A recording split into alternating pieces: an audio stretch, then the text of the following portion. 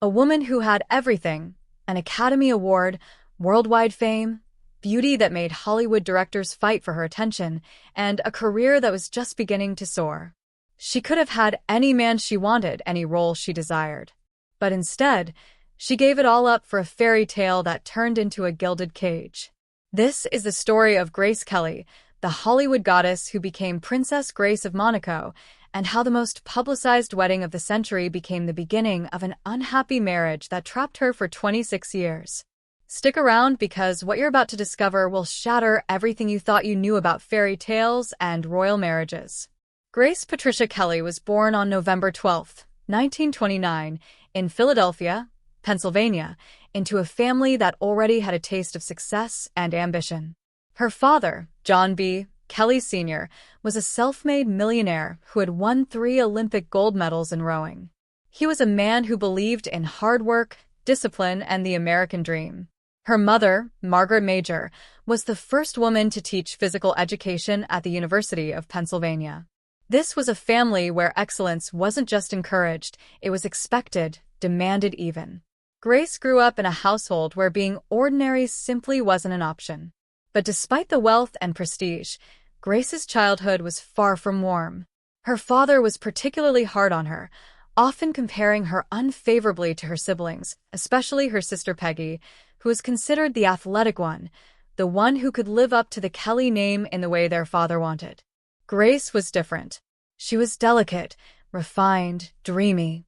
While her siblings competed in sports and physical activities, Grace found solace in the world of imagination and performance.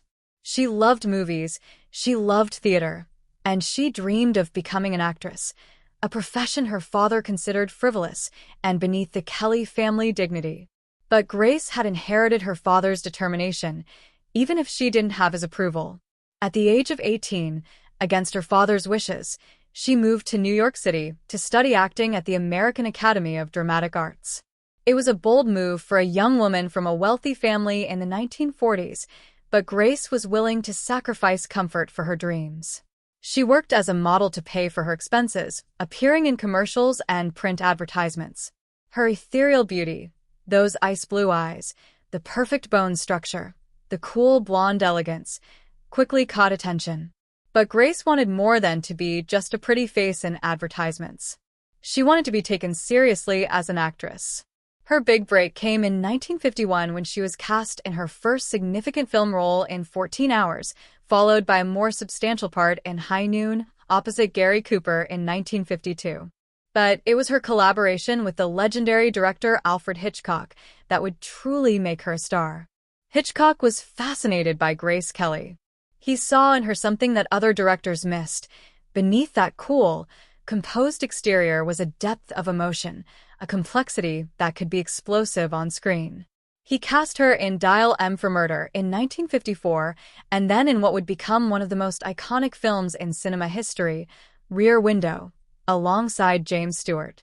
Grace's performance in Rear Window was mesmerizing. She played Lisa Fremont, a sophisticated fashion consultant who embodied elegance and grace while showing determination and courage. Audiences were captivated by her presence, by the way she could convey so much with just a look, a gesture, a subtle shift in expression. But the film that would cement her place in Hollywood history and earn her the highest honor in the industry was The Country Girl in 1954. In this film, Grace played against type. Instead of the usual elegant, sophisticated characters she was known for, she portrayed a dowdy, unglamorous wife of an alcoholic actor, played by Bing Crosby. It was a gutsy choice, and it paid off. At the 27th Academy Awards on March 30, 1955, Grace Kelly won the Oscar for Best Actress, beating out the heavily favored Judy Garland. She was just 26 years old. Standing on that stage in her ice blue Edith head gown, holding that golden statue, Grace Kelly was at the peak of her powers. She had conquered Hollywood. Directors wanted to work with her. Studios were offering her lucrative contracts, and she had just finished filming what would become another Hitchcock classic, To Catch a Thief, with Cary Grant, filmed in the French Riviera and Monaco. Little did anyone know that during that filming, a fateful introduction would soon change the trajectory of her entire life. In 1955, Grace was invited to attend the Cannes Film Festival. While she was there, a publicity opportunity was arranged, a photo shoot at the Palace of Monaco with the reigning Prince, Rainier III. At the time, it seemed like nothing more than a publicity stunt, a chance to get some glamorous photos of Hollywood's newest sweetheart with European royalty. Prince Rainier III was 31 years old, 5 years older than Grace, and he had been the ruler of Monaco since 1949. Monaco itself was a tiny principality, less than a square mile in size, tucked between France and the Mediterranean Sea. It was beautiful but financially struggling, its economy heavily dependent on the Monte Carlo casino, and there were constant threats from France to annex the territory if certain conditions weren't met. Rainier needed to marry and produce an heir, or Monaco risked losing its independence and being absorbed into France. There was also the matter of Monaco's image. It needed to be more than just a gambling destination. It needed glamour, prestige, international attention. When Grace and Rainier met that day at the palace, there was an immediate attraction, though their encounter was brief and awkward. Grace had arrived late because of a power outage at her hotel. Her hair wasn't as perfectly styled as she would have liked, and the whole thing felt rushed. But something sparked between them. After Grace returned to America, Rainier began writing to her. Their correspondence grew more frequent, more personal. Rainier was charming in his letters, romantic even. He painted a picture of Monaco as a place of beauty and culture, a small kingdom where he was working to bring modernization and prosperity. He presented himself as a lonely prince who needed not just a wife, but a partner who could help him elevate Monaco on the world stage. For Grace, who had spent her entire life trying to prove herself to her father, trying to be taken seriously, trying to find a place where she truly belonged, this must have seemed like the ultimate validation. Here was a prince, actual royalty, who wanted her not just for her beauty or her fame, but to be his partner, his princess, his equal in building something meaningful. But there was a catch, and it was a significant one. In December 1955, when Prince Rainier visited Grace and her family in Philadelphia to formally ask for her hand in marriage, he came with conditions. According to Monegasque law and tradition, a dowry was required. And this wasn't a symbolic amount. Prince Rainier demanded $2 million. In 1956, $2 million was an astronomical sum, equivalent to roughly $20 to $23 million in today's money. Grace's father, Jack Kelly, was furious. Here was a European prince essentially asking to be paid to marry his daughter. It went against everything Jack Kelly believed in. He had built his fortune through hard work and merit, and now he was being asked to essentially buy his daughter a title. But despite his anger and reluctance, Jack Kelly eventually agreed. Half of the dowry came from Grace's own earnings from her film career, and the other half from her family inheritance. Grace Kelly, the Oscar-winning actress who had earned her success through talent and hard work, had to pay for the privilege of marrying a prince. It was a detail that would be kept quiet for years, a source of private humiliation that underscored the transactional nature of what was being presented to the world as a fairy tale romance. The engagement was announced in January 1956, and the world went absolutely mad with excitement. This was the wedding of the century, Hollywood royalty marrying actual royalty. The press couldn't get enough of it. Grace Kelly's face was on the cover of every magazine. The wedding was scheduled for April 19, 1956, in Monaco, and it would be one of the first major royal weddings to be extensively covered by television and media. More than 1,500 journalists descended on the tiny principality. The wedding itself was a spectacle of unprecedented proportions. There were actually two ceremonies, a civil ceremony on April 18th and then the religious ceremony on April 19th at St. Nicholas Cathedral. Grace wore a wedding dress that has become legendary. Designed by Helen Rose of MGM Studios, it was made of ivory silk taffeta and Brussels lace, with a fitted bodice and a bell-shaped skirt that required yards and yards of fabric. It was the epitome of fairy tale princess elegance, and it has inspired countless brides and designers in the decades since. The ceremony was attended by over 600 guests, including Hollywood stars, European nobility, and dignitaries from around the world. It was watched by an estimated 30 million people on television, an unprecedented audience for 1956. As Grace walked down the aisle of St. Nicholas Cathedral, in her magnificent dress with a long train carried by attendants, she looked every inch the fairy tale princess. The cameras captured her radiant smile, the tender looks between her and Rainier, the splendor and pageantry of it all. To the outside world, this was a dream come true. The beautiful actress had found her prince, and they would live happily ever after in a palace overlooking the Mediterranean. But beneath the surface, behind the smiles and the spectacle, the reality was already beginning to reveal itself as something quite different. Grace had signed a marriage contract that stipulated if the marriage ended in divorce, she would lose custody of any children and would not be allowed to leave Monaco with them. It was a clause that essentially trapped her. Once she had children, leaving would mean abandoning them, something Grace could never do. It was a golden cage being constructed around her, even as the world celebrated her supposed fairy tale. The first few years of marriage were a period of difficult adjustment for Grace.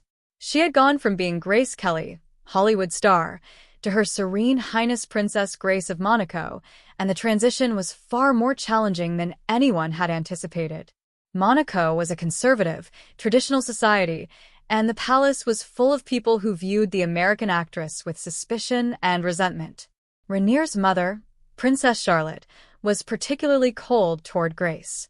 The palace staff, many of whom had served the Grimaldi family for generations, saw Grace as an outsider, an interloper who didn't understand or respect their traditions. Grace's every move was scrutinized, criticized, judged. She made mistakes in protocol, stumbled over the complex rules of royal etiquette, struggled with the French language. The Monégasque dialect was even more challenging. The press, which had been so adoring during the courtship and wedding, now turned critical, focusing on every perceived misstep, every sign that Grace wasn't adapting quickly enough to her royal role.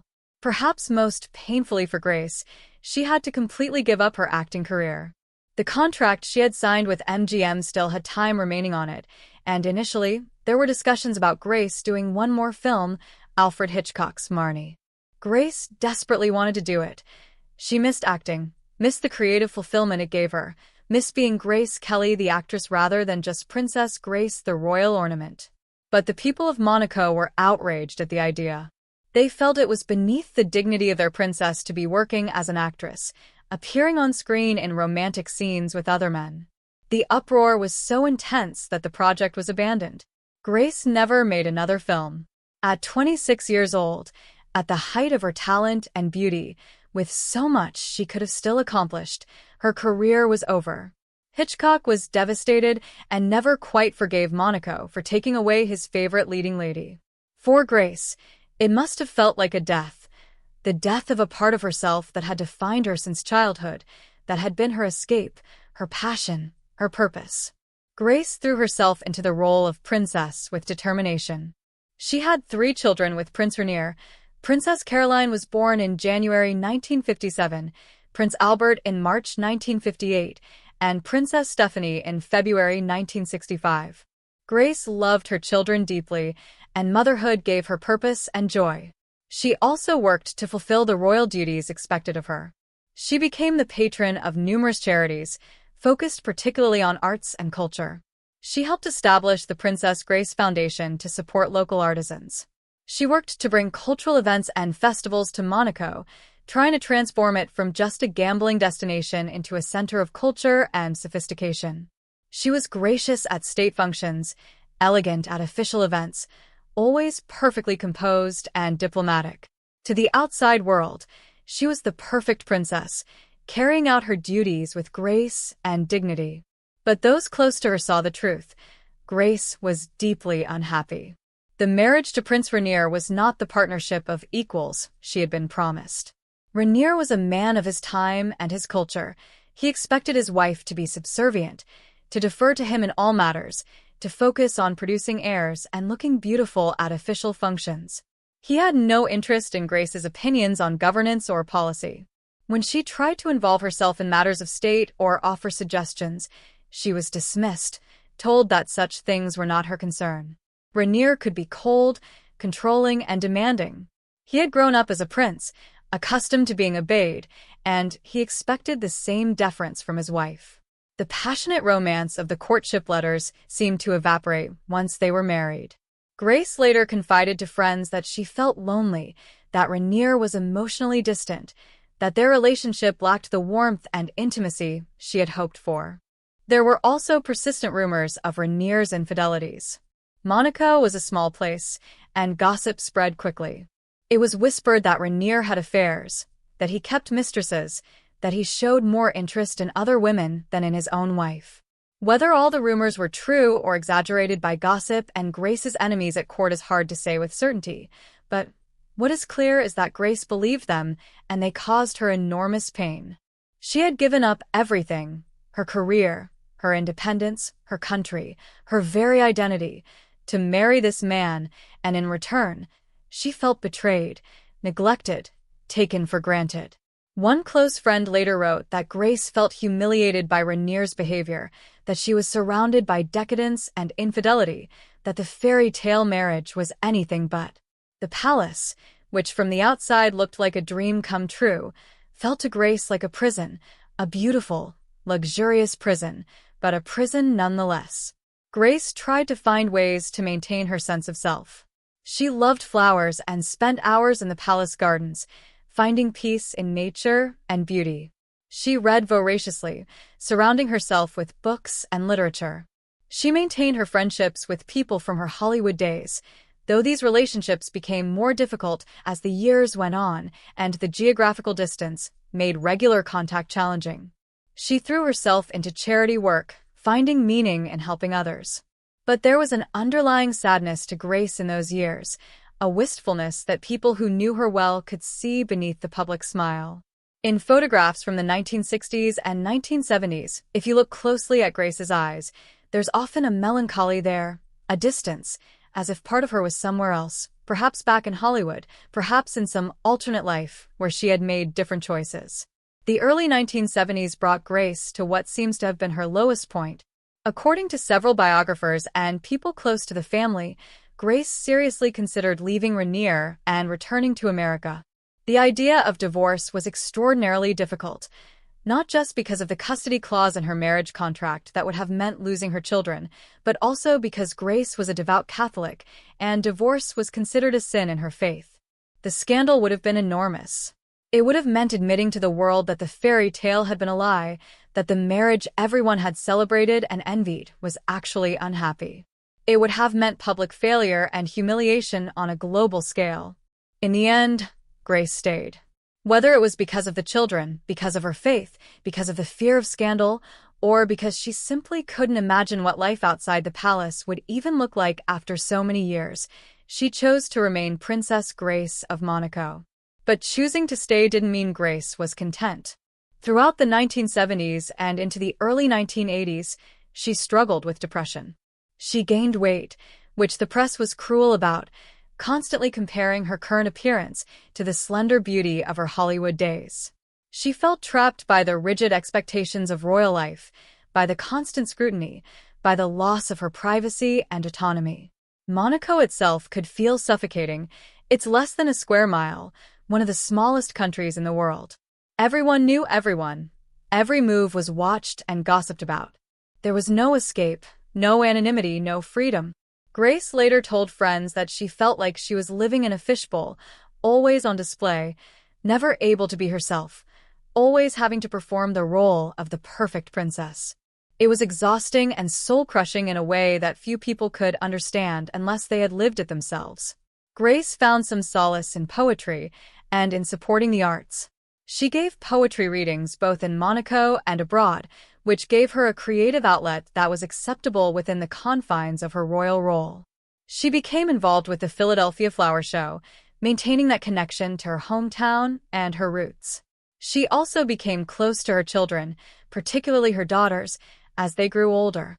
Caroline and Stephanie would later speak about their mother with tremendous love and admiration, describing her warmth, her kindness, her sense of humor at home when she wasn't performing for the public. But they also acknowledged that she carried sadness with her, that there was a part of their mother that seemed unfulfilled, as if she had lost something essential along the way. By the early 1980s, Grace was 52 years old. She had been Princess of Monaco for 26 years, more than half her life. She had fulfilled her duties, raised her children, supported her husband, and represented Monaco with grace and dignity on the world stage. She had helped transform Monaco from a somewhat seedy gambling destination into a glamorous principality that attracted the wealthy and famous. She had given everything that had been asked of her. But the cost had been high: the loss of her career, her independence, possibly even her happiness. And then, on September 13, 1982, everything came to a tragic and sudden end. That day, Grace was driving back to Monaco from the family's country home, Rock Agel, which was in the hills above the principality. Her youngest daughter, Stephanie, who was 17 at the time, was in the car with her. They were taking a winding mountain road, the kind of narrow, serpentine route that Monaco is famous for, with spectacular views but also dangerous curves and steep drop-offs. Witnesses later reported that the car seemed to be going too fast, that it didn't slow down for one of the curves. The car went off the road and tumbled down the hillside, crashing multiple times before coming to rest. Both Grace and Stephanie were seriously injured. They were rushed to the Monaco hospital, the same hospital that would later be renamed the Princess Grace Hospital Center in her honor. The doctors quickly realized the situation was grave. Grace had suffered severe injuries, multiple fractures, including a broken femur, injuries to her chest and thorax, and most seriously, brain injuries. When they examined her, they discovered something shocking. Grace had suffered not one but 2 brain hemorrhages. One of them was clearly caused by the impact of the crash, but the other had occurred before the crash. The medical evidence suggested that Grace had suffered a stroke while driving, which caused her to lose control of the vehicle. She had apparently been having headaches and had even briefly blacked out just before the car began to swerve, according to Stephanie's later accounts. The stroke had made it impossible for her to brake or control the car, and it had sent them careening off the cliff. Despite the best efforts of the medical team, Grace never regained consciousness. On September 14, 1982, the decision was made to take her off life support. Princess Grace of Monaco, formerly Grace Kelly of Hollywood, was dead at 52.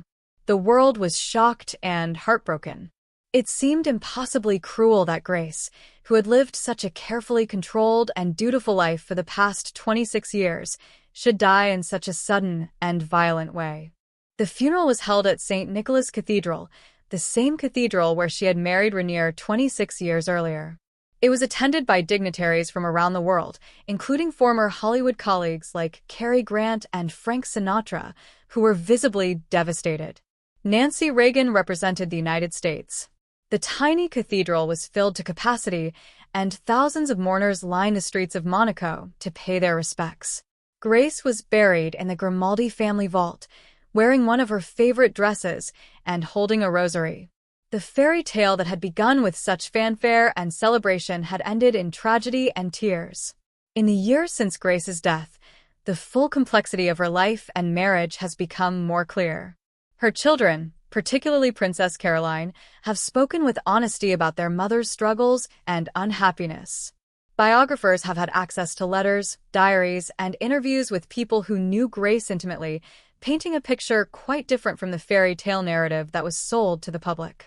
We now know that Grace did consider leaving Rainier, that she struggled with depression, that the marriage was often cold and distant, that she felt trapped and lonely despite all the privilege and luxury surrounding her.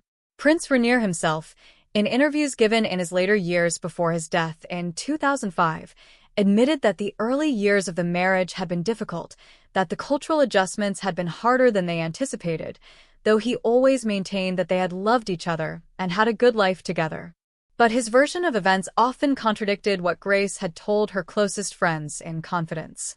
The question that haunts Grace Kelly's story is whether she made the right choice. If she had turned down Prince Rainier's proposal, If she had continued her acting career, what would her life have been like? Would she have won more Oscars, become one of the greatest actresses of her generation, continued working with Hitchcock and other legendary directors? Would she have found love with someone who saw her as an equal partner, who didn't require her to give up her identity and independence? Would she have been happier? Or would she have faced different struggles, the challenges of aging in Hollywood, where women's careers often decline after they're no longer considered young and beautiful? Would she have faced loneliness or professional setbacks or personal disappointments of a different kind? There's no way to know, of course. We can only look at the life she did live and try to understand what it meant, what it cost her, and what it says about the choices women were expected to make and the sacrifices they were expected to accept.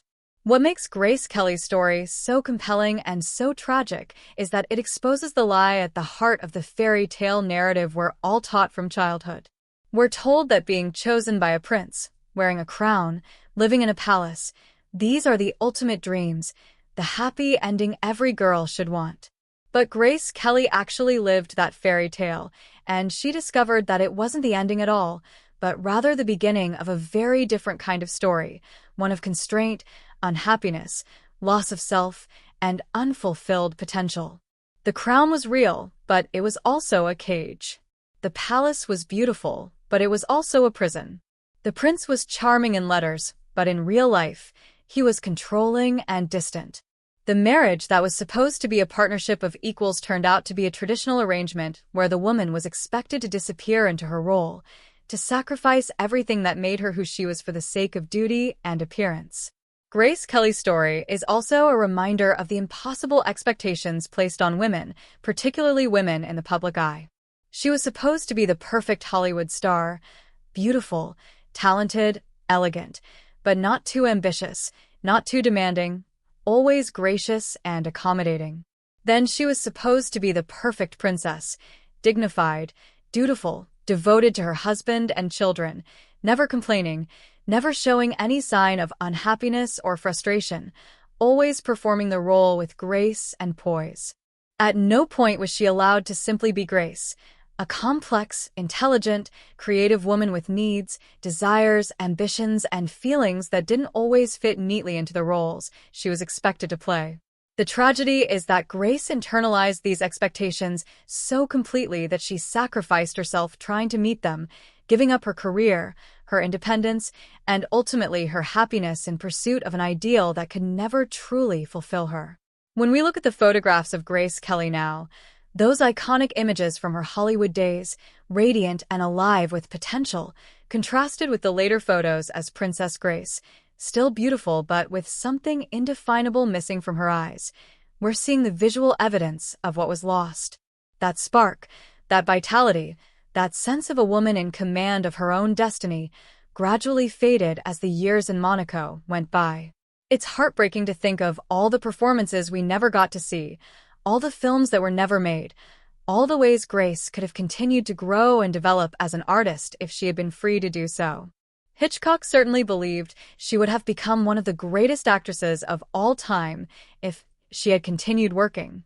But we'll never know because the choice was taken from her, first by the terms of her marriage, and then by the expectations and judgment of an entire principality that believed a princess working as an actress was somehow shameful or beneath her dignity. The irony, of course, is that what Monaco objected to, Grace's acting, her Hollywood past, was precisely what made her valuable to them.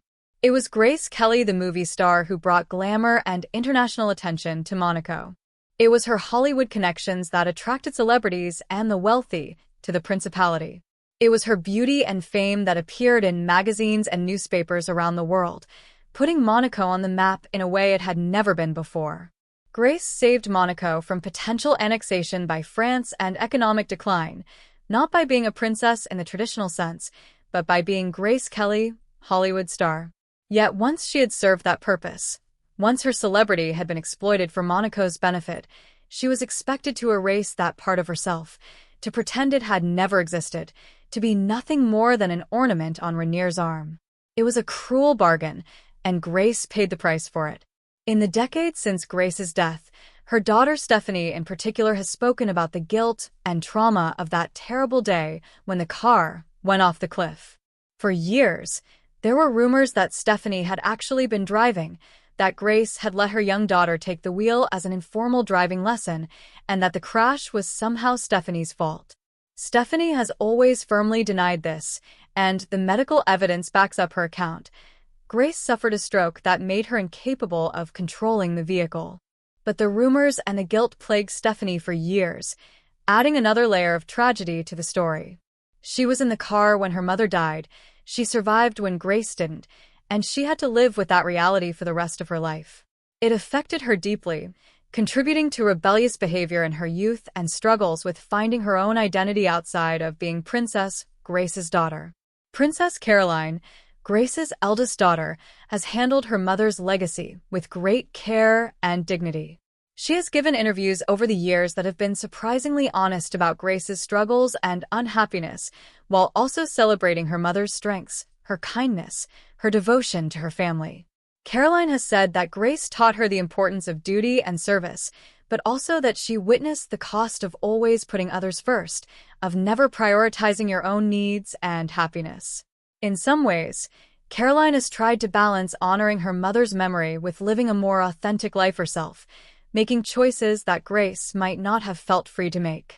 Caroline's own life has had its share of tragedy and complexity, multiple marriages, the loss of her second husband Stefano Casiraghi in a speedboat accident, ongoing challenges in balancing royal duties with personal happiness. It's as if Grace's unfulfilled yearnings and sacrifices have echoed through the generations. Prince Albert, who eventually succeeded his father as Prince of Monaco, has spoken less publicly about his mother's private struggles, maintaining a more official and reserved stance befitting his position as the reigning prince. But even he has acknowledged that Grace found aspects of royal life difficult and that she missed her acting career. Albert has tried in his own way to honor his mother's legacy through supporting the arts and culture in Monaco, continuing the work Grace started. The Princess Grace Foundation, which Grace established, continues to support emerging artists and artisans, providing scholarships and grants to help them develop their talents. It's a fitting tribute to a woman who had to give up her own artistic pursuits, but wanted to help others achieve their creative dreams. Looking at Grace Kelly's story through a modern lens, it's impossible not to see the parallels with other women who have married into royalty and struggled with the constraints and expectations. Princess Diana comes immediately to mind, another beautiful, iconic woman who married a prince in a wedding watched by millions, only to discover that the reality of royal life was lonely, controlling, and soul-crushing in ways she never anticipated. Diana and Grace never met, as Diana married Prince Charles in 1981, a year before Grace's death, but the similarities in their stories are striking. Both were young women who thought they were entering fairy tales. Both found themselves trapped in unhappy marriages with unfaithful husbands. Both struggled with depression and felt imprisoned by royal protocol and expectations, and both met tragic, premature deaths. More recently, Meghan Markle's experiences in the British royal family echo many of the same themes: the feeling of being controlled, the loss of privacy and autonomy, the harsh judgment from press and public, the cultural clash, the struggles with mental health under the constant pressure and scrutiny. These stories suggest that the problem isn't with individual women or specific royal families, but with the institution of royalty itself and the way it treats women. The fairy tale narrative, that marrying a prince is the ultimate happy ending, is fundamentally dishonest because it erases the reality of what such marriages actually entail. The woman is expected to give up her career, her independence, often her nationality, her privacy, and her autonomy.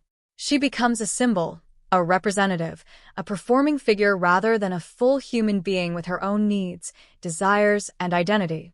She's expected to produce heirs, support her husband, fulfill duties, maintain appearances, and do it all with grace and without complaint. Any sign of unhappiness or frustration is seen as ingratitude. After all, she gets to live in a palace, wear beautiful clothes, attend glamorous events. What could she possibly have to complain about? This attitude completely dismisses the very real psychological and emotional toll of living such a constrained, performative life, where you're never off duty, never truly private, never free to just be yourself. Grace Kelly's story is particularly poignant because she didn't need to marry a prince for financial security or social status. She already had both fame and fortune through her own accomplishments. She was Grace Kelly, Academy Award winner, one of the biggest stars in Hollywood, earning excellent money, working with the best directors, at the absolute height of her career and beauty. She could have had almost any life she wanted. The fact that she chose to give it all up suggests how powerful the fairy tale narrative was, how seductive the idea of being chosen by a prince, how prestigious and validating it seemed to become actual royalty rather than just Hollywood royalty. Grace's decision reveals the deep cultural programming that tells women their greatest achievement is being chosen and valued by a man, preferably a high-status man, and that a woman's own accomplishments, no matter how significant, are somehow less important than fulfilling traditional roles as wife and mother. There's also the question of what Grace's father's attitude contributed to her decision. Jack Kelly had always been somewhat dismissive of Grace's acting career, seeing it as frivolous compared to the athletic and business accomplishments he valued. When Prince Rainier came along, even though Jack Kelly was initially angry about the dowry, he was also proud that his daughter was marrying royalty, that she was elevating the Kelly family status in a way that even Olympic gold medals and business success couldn't match. Despite his reluctance to pay the dowry, Jack Kelly ultimately gave his blessing and participated fully in the wedding spectacle. One can't help but wonder if Grace, who had spent her whole life seeking her father's approval, saw this marriage as a way to finally earn it, to finally be valued by him in a way she never was as an actress. If that was part of her motivation, it makes the decision even more heartbreaking because Grace was sacrificing her own happiness and fulfillment to meet someone else's expectations and values, trying to be the daughter her father wanted rather than the woman she truly was. In the end, Grace Kelly's life and unhappy marriage serve as a cautionary tale about the dangers of fairy tale thinking and the cost of sacrificing yourself for others' expectations. Grace gave up everything, her career, her independence, her country, her identity, for a marriage that never made her truly happy. She spent 26 years performing the role of Princess Grace, and by all accounts, she performed it beautifully, with grace and dignity and dedication. But performance isn't the same as living, and duty isn't the same as happiness. Behind the perfect princess was a woman who missed acting, who felt trapped and lonely, who wondered what her life might have been if she had made different choices. That tension between the public image and the private reality, between the fairy tale and the truth, is what makes Grace Kelly's story so compelling and so tragic. When Grace died in that car crash in 1982, she was robbed of the chance to ever break free from the cage she had willingly entered in 1956. She never got to return to acting, even though there were hints in the late 1970s and early 1980s that she was considering some kind of return to creative work. She never got to experience life as an older woman free from the constraints of royal protocol and expectations. She never got to see what she might accomplish or who she might become once her children were grown and her duties as princess fulfilled. Her life was cut short just as she might have been on the verge of some kind of liberation, some return to herself. We'll never know what that might have looked like, what Grace might have done with a second act, because that chance was stolen from her on a winding mountain road in Monaco. Today, more than 4 decades after her death, Grace Kelly remains an icon, but hopefully, we can understand her story in a more complete way than the simple fairy tale narrative. She was a brilliant actress whose career was cut short. She was a woman who made a choice that brought her status and privilege, but also unhappiness and constraint. She was a mother who loved her children deeply but also carried profound sadness. She was a princess who fulfilled her duties with grace, but who privately struggled with the cost of those duties. She was a complex, intelligent, sensitive woman who deserved better than the life she ended up living, even if that life looked perfect from the outside. Grace Kelly's story reminds us to look beyond the surface, to question the fairy tales we're sold, to understand that crowns and palaces don't guarantee happiness, and that the ultimate achievement for any person, male or female, isn't being chosen or valued by someone else, but being able to live authentically as yourself, pursuing your own dreams and finding your own fulfillment on your own terms.